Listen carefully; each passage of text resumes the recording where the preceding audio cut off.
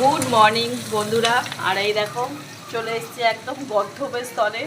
যতই ঠান্ডা লাগুক করতেই হবে, তাই না?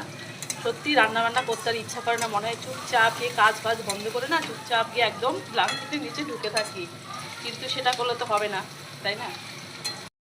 তো এই দেখো এখানে রয়েছে কি বলতো, বিনস, ক্যাপসিকাম, গাজর, বাঁধাকপি, আবার রয়েছে সাথে পেঁয়াজ। এই দেখো সব দিয়ে এটা দিয়ে হবে হচ্ছে এই দেখো পাস্তা আর চাও দুটোই কিন্তু আমি এই দেখো এখানে নামিয়ে রেখেছি সেদ্ধ করে, দেখেছো?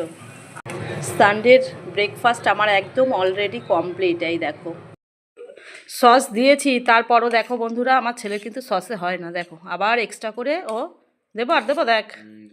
হ্যাঁ দিতে থাকো। আমাদের একবারে কিন্তু আমি যখন বানাই তখনই কিন্তু আমি দিয়ে দিই, তারপরেও আমার ছেলে লাগে। আর দেবো আর দেবো? আচ্ছা মুখে দিয়ে বল কিরকম হয়েছে। আজকেরটা কিন্তু একদম পাস্তা আর চাউ দুটো নিয়ে একদম বাঁধাকপি, বিনস, গাজর, ক্যাপসিকাম সব দিয়েই কিন্তু আজকে দেখো টিফিনটা হয়েছে। আর ছেলে খেতে চলে এসছে। আর এই দেখো আমার শাশুড়ি, এই যে উনি কোনো চামচ দিয়ে উনি খেতে পারে না, হাত দিয়েই খাচ্ছে। আর উনি কোনো স্যালাড ট্যালাড কিছুই নেয় না, ডিমও খায় না, ওনাকে আগেই দিয়ে দিতে হয়।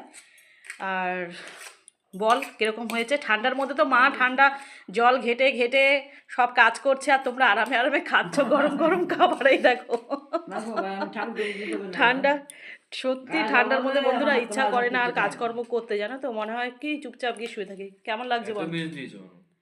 ভালো হয়েছে, তুই খেতে চাস না ওর জন্য তো এইভাবে দিলাম, যেন যেন খেতে পারিস, একটু পেটে একটু যায়। তুই তো কোনো সবজি খেতে চাস না। কেমন হয়েছে বন্ধুদেরকে বল? ভালো হয়েছে।